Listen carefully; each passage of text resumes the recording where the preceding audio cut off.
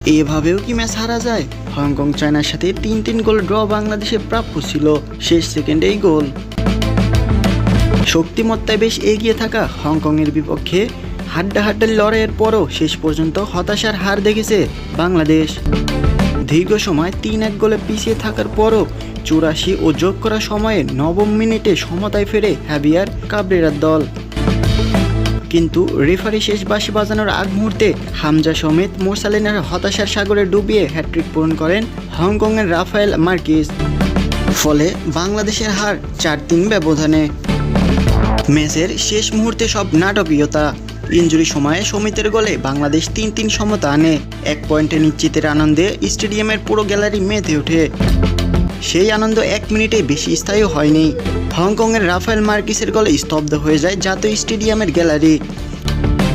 ৪-৩ গোলে হংকং এগিয়ে যাওয়ার পূর্ব মুহূর্তেই রেফারি বাঁশি বাজিয়ে দেয়। হামজা জামালরা কেউ বসে পড়েন, আবার কেউ জার্সি টেনে মুখে কাছে নিলেন।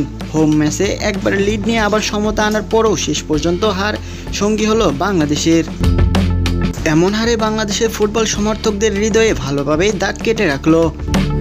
প্রথমে জয়ের স্বপ্ন দেখা লাল সবুজের প্রতিনিধিরা শেষ দিকে হতাশা।